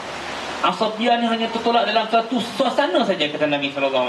Seperti mana kata Imam Al-Munawi, iaitulah Rasulullah menyatakan bahawasanya antu'ina qaumaka 'ala zulm.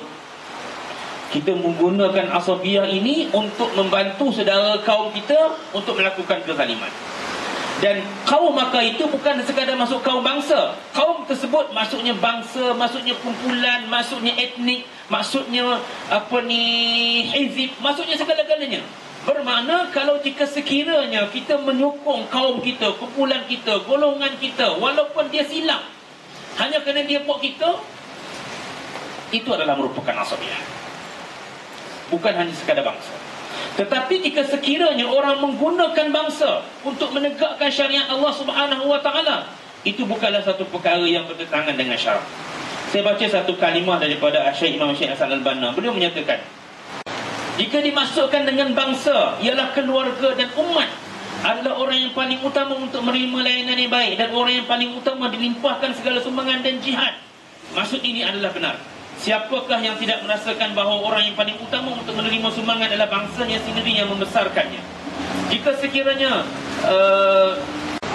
bangsa yang membangun perlu merasa bangga dengan bangsa mereka dan merasakan bangsa mereka adalah bangsa yang mempunyai kelebihan dan kemuliaan, mereka perlu merasakan bangsa mereka mempunyai keistimewaan dan sejarah silam yang agung. Ini bukanlah semangat perkauman atau bangsa bangka yang tidak ada apa-apa baliknya, semangat untuk memimpin dunia ke arah kesejahteraan. Bila kita cakap tentang bangsa Melayu, matlamat asasi adalah bagaimana untuk menjadikan bangsa Melayu dalam konteks Malaysia sebagai asas untuk menegakkan syariat Allah di atas hukum ini. Itu yang pertama. Yang kedua, minta maaf masuk soalan yang ditanyakan kepada saya. Orang cakap orang ni dianggap sebagai Muslim demokrat, orang ni Muslim fundamentalis, orang ni Muslim tak apa-apa. Suatu label yang dikenakan kepada manusia, kepada umat Islam. Supaya apa? Supaya orang yang benar-benar bercakap tentang Islam ini adalah orang yang dilabelkan sebagai ekstremis. Orang yang bercakap tentang Islam yang sebenar, ini adalah fundamentalis. Tetapi mereka yang meleburkan Islam, ini Muslim demokrat. Muslim demokrat inilah Muslim yang boleh untuk membawa Islam yang sebenar. Hakikatnya ianya bukan perkara yang datang daripada umat Islam. Saya buka supaya tuan-tuan, kalau tuan-tuan pergi ke internet, tuan-tuan buka www.rand.org/publish/monograph report. Ini adalah satu report yang dikeluarkan oleh Rand Corporation. Rand Corporation, beliau menyatakan dalam Rand Corporation ni mereka katakan, dia kata apa? Chapter 2, Finding Partners for the Promotion of Democrat Islam Options. Yang pertama, dia bercakap tentang sekularis. Dia kata sekularis tak dipakai. Yang kedua, dia bercakap tentang fundamentalis. Fundamentalis juga tak boleh pakai. Yang ketiga, dia bercakap tentang tradisionalis. Dan kemudian baru dia bercakap tentang modernis. Dan modernis inilah yang dia cuba create, iaitulah orang yang melihat Islam bukan dalam bentuknya yang sebenar. Siapa yang bercakap Islam yang sebenar, maka dia bukan lagi Muslim yang baik. Itu fundamentalis, itu tradisionalis. Orang tua, orang lama, orang yang dah tak laku lagi fikrah dia. Nak cakap Islam yang sebenar adalah Islam dalam bentuk yang dah ditashwihkan, dalam bentuk yang telah diselewengkan. Maka orang bercakap tentang Islam yang sebenar tidak lagi melihat Islam sebagai satu agama yang sebenar yang menjadi asas kepada perjuangan Islam yang sebenar. Hakikatnya, tuan-tuan dan puan-puan, perkara yang menyedihkan bila mana umat Islam sendiri termakan dengan perkara-perkara tersebut. Bila mana umat Islam sendiri termakan dengan perkara-perkara tersebut. Lah ni orang bercakap, ada orang yang mengaku we are no longer Islamist, we are Muslim Democrat. We are no longer Islamist, we are Muslim Democrat. Kita bukan lagi Islamis, kita merupakan Muslim Demokrat. Terperangkaplah kita dalam guang-guang yang telah diletakkan dan perangkap-perangkap yang telah diletakkan pada kita. Benda yang paling besar Apa bentuk sekalipun, kita perlu sedar bahawasanya apa yang kita bawa adalah Islam yang sebenar. Itu perkara yang pertama. Yang kedua, hari ni orang bercakap tentang Islamic State, maka orang tak mau cakap Islamic State. Kenapa? Kerana konon-kononnya bila bercakap tentang negara Islam menggambarkan suasana yang buruk. Sedangkan suasana yang buruk tu bukan kita yang cakap pun, orang kafir yang telah meletakkan ke atas kita. Kita pun ikut-ikut dengan mereka. Maka kita bercakap tentang apa? Oh, di mana-mana di dunia ini orang bercakap bukan tentang sebuah negara Islam, orang bercakap tentang civil states. Dalam bahasa Arab kita kata daulah madaniyah. Sehingga kan dikatakan orang yang perjuangkan Islam di mana-mana sekalipun bercakap tentang daulah madaniyah. Hakikatnya apa yang kita mahu ialah suatu negara yang meletakkan syariat Allah sebagai asasnya. Saya baca satu buku kat sini. Tahu banyak buku bawa sikit mana ni. Beliau bercakap tentang, dia kata apa? Dia kata sini, wasafhatul qaul, kesimpulannya, inna daulah al-islamiyah daulah madaniyah. Daulah Islam merupakan suatu civil state, satu daulah madani, tahkumu bisyari'atil Islam, tahkum bisyari'ah, fa'arju alla nughriqa fi dawamatil jadal haula al-mustalahat. Jangan sibuk-sibuk kita bincang tentang mustalahat. Apa yang penting pada hari ini, kalau orang bercakap macam mana sekalipun tentang sebuah, ini adalah fatwa syariah siasat syariah kalangan Syekh Dr. Salah Sawi. Apa yang paling penting pada hari ini ialah apa juga istilah yang dibawa oleh siapa sekalipun, Muslim Demokrat ke, Muslim Fundamentalist ke, Muslim Traditionalist ke, Muslim Modernist ke, atau apa juga nis-nis yang berada kat dunia ini, kita tegakkan satu saja. Orang bercakap tentang daulah madaniyah ke, orang bercakap tentang daulah apa sekalipun, asas kita satu. Kita mahu sebuah negara di mana syariat Allah Subhanahu Wa Taala menjadi marjak asasi. Itu saja. Menjadi suatu sumber yang asasi. Namalah negara itu negara apa sekalipun. Yang pentingnya ialah kita mahu sebuah negara yang Islam menjadi rujukan asasi. Apa juga nama negara apa, madani ke, negara apa sekalipun, jika sekiranya tidak meletakkan Islam sebagai suatu rujukan asasi, kita tidak terima. Walaupun dia menggunakan lafaz-lafaz yang datang daripada Al-Quran, baldatun thayyibatun wa rabbun ghafur ke apa benda sekalipun, jika tidak meletakkan syariat Allah Subhanahu Wa Taala sebagai asas, ianya tertolak. Orang menyatakan bahawasanya pada hari ini itu suasana yang tak bercakap tentang penubuhan sebuah negara Islam sebagai syariat, sebagai asas, itu dah outdated. Kadang-kadang kita ini terlalu terpengaruh dengan minda yang dah dikreat oleh orang untuk kita. Maknanya tadilah Muslim Fundamentalist, Muslim Demokrat dan sebagainya, itu adalah satu benda nama yang dikoinkan untuk kita. Siapa yang coin? RAND Corporation. Maka kita pun terperangkap dalam nama-nama tersebut. Dan dengan proudnya, dengan bangganya kita menyatakan, we are no longer Islamist, we are Muslim Demokrat. Mengiyakan apa yang dia mahu pada kita. Maka berjayalah dia. Dengan duit yang ditaburkan di mana-mana kepada berbagai-bagai NGO kat dunia ni, secara sedar tak sedar kita telah berjaya membawa agenda yang mereka mahukan. US tadi sudah lama. RAND Corporation adalah satu di antara corporation yang terletak di bawah CIA. Semua orang tak faham benda-benda begini, menampak sebagai benda biasa, tapi hakikatnya dia punya perancangan begitu licik untuk bukan nak sekadar, kalau tak boleh jadi orang Islam kafir pun tak apa, tetapi orang Islam lebur kefahaman Islam. Apa yang penting pada hari ini, apa nama sekalipun, kita perlu tetapkan dalam masyarakat, kita menolak apa jua perkara yang tidak menerima Islam sebagai asas. Man ahdasa fi amrina hadha, kata Nabi SAW kepada Aisyah, man ahdasa fi amrina hadha ma laysa minhu fahuwa rad. Itu suatu kalimah yang konklusif. Tak ada lagi dah yang lain. Man ahdasa fi amrina hadha ma laysa minhu fahuwa rad. Sesiapa yang melakukan perkara-perkara yang bukan daripada kami, fahuwa rad, dia tidak akan diterima sampai bila-bila. Tuan-tuan, puan-puan, sedarkan masyarakat. Apa jua nama tidak penting, tetapi kita punya kalimah, kita punya banner, kita punya syiar slogan satu saja, man ahdasa fi amrina ma laysa minhu fahuwa rad. Sesiapa yang melakukan perkara yang bukan daripada syariat, itu adalah perkara yang tertolak syariat. Kalau kita boleh bawa benda itu dalam bentuk yang sebenar, insya-Allah itulah agenda kesatuan, itulah agenda perpaduan yang akan menjadikan umat Islam akan tertegak kembali macam mana yang sepatutnya. Terima kasih Dr. Azlan. Ya, muslimin dan muslimat sekalian, amat jelas ya penjelasan tadi tu. Tidak kira apa saja yang cuba dibawa, asalkan dia menggunakan Islam sebagai rujukan asasi, itulah seharusnya kita pakai.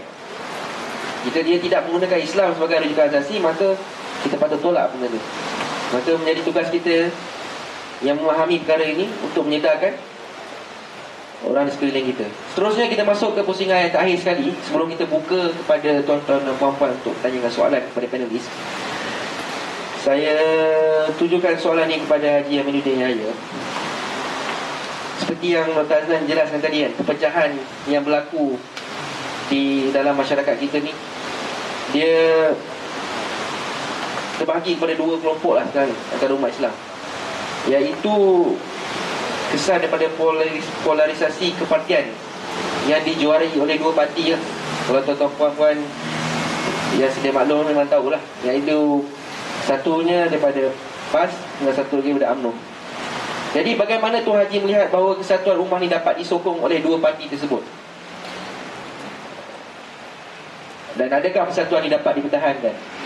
Ya, politik ni tidak satu benda yang mestilah untuk kita membuat Islam, membuat apa-apa. Politik ataupun kekuasaan itu dia akan menentukan corak pemerintahan di sebuah negara. Maka sebab itu Islam meletakkan politik ini sebagai salah satu daripada perkara yang harus kita perjuangkan. Dan kalau silap kepimpinan, maka seluruh negara akan berubah. Kita tahu apa yang berlaku di Sepanyol selepas kejatuhan Islam, habis. Masjid-masjid pada jadi gereja. Berlaku dekat Turki selepas kejatuhan Osmania, habis. Baru nak bangkit semula. Di Filipina yang satu ketika dulu negara Islam, sekarang dah jadi negara Kristian. Tinggal menjana di sini lagi. Jadi maknanya isu politik, isu kekuasaan ini isu yang penting dalam kita nak mentadbirkan kita punya, kita kata, Islam di atas muka bumi ini. Balik pada isu UMNO dan PAS, inilah dua parti yang ada kita setuju tak setuju, nak tak mau, benci tak benci. Ini dua lah parti orang Melayu. Sejarah membuktikan mana-mana parti lain yang wujud selepas dua parti ini tidak akan berjaya. Parti Berjasa, Parti Hamim, 46, apalah sebut. Kerana dua parti ini parti yang awal, yang mempunyai grassroots yang banyak dan majoritinya orang Melayu, walaupun PAS ada sedikit kita kata kelak penyokong yang bukan orang Melayu tapi adalah parti Melayu. Jadi isu kelangsungan orang Melayu dan juga Islam dan negara ini sangat bergantung kepada sejauh mana kedua-dua parti ini boleh, kita kata, bersepakat, bersatu dalam bentuk apa sekalipun. Dan perkara ini saya rasa bukan mustahil, dah berlaku macam saya sebutkan tadi. Tahun 7 selepas 13 Mei mereka bersatu. Tetapi oleh kerana sebab kepentingan politik ini, ini yang menyebabkan akhirnya mereka berpecah balik. Jadi ia menjadi, dan saya rasa sebelum 2008 kita pun tahu dah ada keluar dalam surat khabar bagaimana perbincangan peringkat atasan sudah berlaku antara kedua-dua parti ini. Tetapi oleh kerana mungkin ada sebab intervention ataupun campur tangan dari pihak luar, menyebabkan akhirnya kesatuan itu tidak berlaku. Nah, persoalannya mungkin orang akan tanya macam mana nak bersatu, orang ini macam ini, orang ini macam ini. Bagi saya macam ini, sebab awal-awal tadi saya sebut, bila kita nak bersatu ini, kalau kita nak sejahtera rumah tangga, suami kena ada benda yang dia boleh give and take. Isteri pun sama. Kalau nak ikutkan kelemahan, suami pun ada kelemahan, isteri pun ada kelemahan. Sama dalam parti politik. Kalau nak kata UMNO ada kelemahan, melambak kelemahan dia. Dalam PAS pun saya rasa orang jangan tanya orang PAS, tanya UMNO, melambak dia boleh gadiskan kelemahan dalam PAS pula. Jadi kalau kita masih menengok kelemahan masing-masing, itu yang tak jadi. Dan masing-masing demand pula apa yang dia nak, itu yang tak jadi. Tetapi kalau kedua pihak ini melihat perkara yang lebih besar, maka saya rasa kesatuan ini boleh berlaku. Of course, sudah tentu maknanya yang terbaik dari bergabung secara fizikal. Tetapi bagi saya lah, itu agak sukar ketika ini. Tetapi paling minima kalau kita minta dan kita berdoa lah, paling minima kedua-dua pimpinan ini boleh bersatu, agree dalam perkara-perkara dasar yang menentu pasal Islam, yang menentu pasal perlembagaan, menentu pasal Melayu. Mereka boleh setuju. Tapi sekarang yang nampak yang itu pun susah kita nak bersatu. Yang itu pun susah. Ini yang kita membimbangkan sikit lah. Membimbangkan sikit dari segi kelangsungan. Akhirnya apa yang berlaku? Kedua-duanya menagih simpati. Seorang menagih simpati MCA, seorang menagih simpati DAP. Semua orang tahu MCA akan mati. Duit Pak Ibu nak mati. Tak ada apa, tak ada orang. Tu tanya orang Cina. Tak ada orang suka MCA. Tak ada. Tak. 2013 ni kira last battle lah dia. DAP pun sama sebelum ini. Tak ada. Siapa tak pernah orang terbayang DAP boleh berkuasa begini. Tak pernah terbayang sebelum 2008. Bermaknanya hebatnya parti PAS dan parti UMNO. Hebatnya ketika itu lah. Sampai orang lain pun tak apa, tak boleh nak bersuara. Tapi oleh kerana berlakunya pertemuan yang luar biasa ini, menyebabkan orang yang kecil-kecil ini akhirnya jadi dominan, akhirnya menguasai senario politik negara kita. Jadi ini yang sedikit bimbang pada kita lah. Sedikit bimbang. Walaupun mungkin mereka deny, UMNO deny, PAS deny, tetapi persepsi kita nampak seolah-olah mereka ini sangat-sangat menagih akan sokongan mereka ini. Sebab itu dibagi pelbagai, minta bagi dan sebagainya. Sekolah agama tengok mana dapat pun susah. Tetapi sekolah Cina tu dia bagi 5 juta, 10 juta pun bagi-bagi kan. Jadi itu yang bagi saya sangat kritikal lah. Kedua-dua pihak ini tidak melihat kelemahan masing-masing. Memang banyak kelemahan, tak payah cerita lah. Saya pun banyak, semua ni kita ada, siapa yang tak ada kelemahan? Banyak ada khata' pun. Setiap anak Adam itu bersalah, buat dosa, kecuali para rasul. Semua ada. Kalau nak kira tu mana ada. Saya rasa kalau orang nak cerita kelemahan Ustaz Sofi, Dr. Sofi, memang tak jadilah pengurusi ini. Tapi orang tak nampak kelemahan, nampak kekuatannya daripada dia. Sama lah dengan orang lain, super juga. Jadi bagi harapan kita lah. Bagi harapan kita sebagai rakyat biasa ni, yang tak ada kuasa ni, yang bukan ahli politik ini, yang ingin melihat Islam ini kembali dimartabatkan, supaya kedua-dua pihak ini melupakan sekejap perbezaan-perbezaan kelemahan masing-masing, meletakkan apa yang dikendaki dalam Islam ini di depan. Kelemahan itu bolehlah bagi dari masa ke masa, insya-Allah itu mereka parti politik mereka tahulah macam mana nak bersilap dalam parti itu hal mereka.